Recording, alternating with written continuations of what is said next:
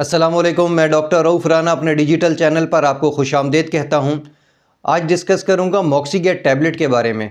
मॉक्सीगेट tablet बुनियादी तौर पर एक एंटीबायोटिक दवा है, यानी कि ऐसी दवा जो बैक्टीरिया को मारने के लिए, बैक्टीरिया के इन्फेक्शन को ख़त्म करने के लिए इस्तेमाल की जाती है।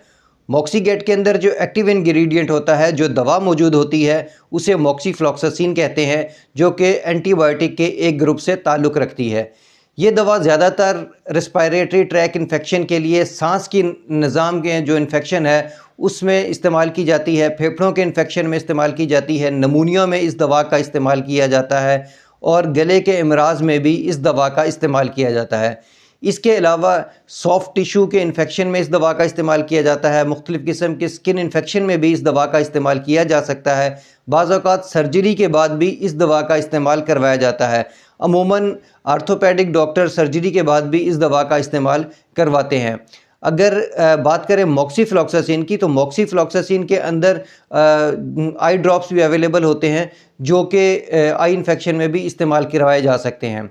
अब है बात इसकी डोजेज की। इसकी डोजेज मुख्तलिफ़ कंडीशन में, मुख्तलिफ़ औक़ात में मुख्तलिफ़ हो सकती है। फ़र्ज़ करें कि अगर नमूनिया का मरीज़ है तो इसकी दवा 7 से लेकर 10 दिन तक जारी रह सकती है। इसकी एक गोली 400 mg की होती है, जो दिन में एक दफ़ा इस्तेमाल करनी होती है, लेकिन मर्ज़ की कैफ़ियत को देखते हुए इसका जो दौरानिया है वो मुख्तलिफ़ हो सकता है। बाज़ औक़ात सर्जरी के बाद जब इस दवा का इस्तेमाल करवाया जाता है तो माइनर सर्जरी में 5 डेज़ तक भी इस दवा का इस्तेमाल करवाया जाता है। अगर सर्जरी ज़्यादा हो तो 7 से 14 दिन तक इस दवा का इस्तेमाल करवाया जा सकता है। इसी तरह लंग्स के इन्फेक्शन में भी इसका जो दौरानिया है वो मुख्तलिफ़ हो सकता है। इसलिए बेहतर है कि अपने डॉक्टर की हदायत के मुताबिक अमल करें और जितने दिन डॉक्टर ने आपको इस दवा का इस्तेमाल करने को कहा है उतना दिन मुतवातर तौर पर इसका इस्तेमाल करें। अगर किसी भी एंटीबायोटिक दवा का पूरा कोर्स ना करेंगे, पूरे दौरानिया उसको इस्तेमाल ना करेंगे, तो ये बजाय फ़ायदे के नुकसान देना शुरू कर देता है। इससे हमारे जिस्म के अंदर जो एंटीबायोटिक रेजिस्टेंस पैदा होने शुरू हो जाती है और नेक्स्ट टाइम ये दवा हमारे ऊपर असरअंदाज नहीं होती और हमारे जिस्म के जो जरासीम है वो इस कदर मजबूत हो जाते हैं कि वो इस दवा के ख़िलाफ़ लड़ सकते हैं और ये दवा उन पर असर नहीं करती। तो आहिस्ता आहिस्ता अगर हम एंटीबायोटिक का दवा इस्तेमाल मुकम्मल ना करेंगे, कोर्स ना करेंगे, तो आहिस्ता आहिस्ता तमाम एंटीबायोटिक अद्वियात हमारे पे असर करना छोड़ देंगी। इसलिए हमेशा डॉक्टर की हिदायत के मुताबिक अमल करें। जितना कोर्स डॉक्टर ने आपको लिख कर दिया है उतना कोर्स ज़रूर पूरा करें। अब बात करते हैं इसके साइड इफ़ेक्ट्स की। इसके कुछ जनरल से साइड इफ़ेक्ट हैं, जैसे कि दिल घबराना, मतली की कैफियत होना, उल्टी आना, पेट में दर्द होना, हलक का कड़वा हो जाना, मुंह का खुश्क हो जाना, ये इसके अमूमी तौर पर साइड इफ़ेक्ट होते हैं। लेकिन ये 1 या 2 गोलियों के बाद इसका साइड इफ़ेक्ट ख़त्म भी हो सकता है और ये एक मामूली नोयत के होते हैं। चंद घंटे तक ये साइड इफ़ेक्ट ज़ाहिर होते हैं, उसके बाद ये साइड इफ़ेक्ट खुद ब खुद ही ख़त्म हो जाते हैं।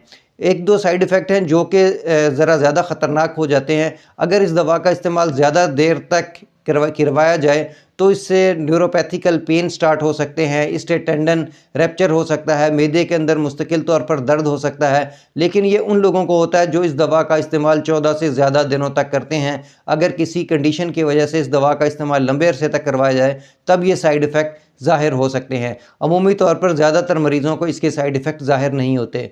प्रेगनेंसी में और दूध पिलाने वाली माओं में इसका इस्तेमाल सिर्फ़ और सिर्फ ज़रूरत के वक़्त ही करें, बल्कि इंतहाई ज़रूरत के वक़्त करें, क्योंकि इसकी कुछ मिक़दार दूध के साथ बच्चे के अंदर मुंतकिल हो सकती है। इसलिए नहायत ही ज़रूरी वक़्त में इस दवा का इस्तेमाल करवाया जाता है। ये दवा मुख्तलिफ़ किस्म की दूसरी अद्वियात के साथ भी इंटरेक्शन करती है, जैसे कि एंटासिड, मैदे की अद्वियात वगैरह, इनके साथ इसका इंटरेक्शन होता है जो इसकी अफादियत को कम या ज़्यादा कर देती हैं। इसलिए अगर आप कोई भी दवा इस्तेमाल कर रहे हों, कोई स्टेरॉइड दवा इस्तेमाल कर रहे हों, कोई मैदे की दवा इस्तेमाल कर रहे हों या कोई भी दवा इस्तेमाल कर रहे हों और डॉक्टर ने आपको दूसरी दवा लिख कर दी है, तो अपने डॉक्टर या अपने फार्मासिस्ट से ज़रूर मशवरा करें। मुझे उम्मीद है कि मेरी ये मालूमात आपके लिए फ़ायदेमंद होगी। अल्लाह आपको और आपके तमाम अहले खाना को सेहत वाली ज़िंदगी अता करे। अल्लाह हाफ़िज़।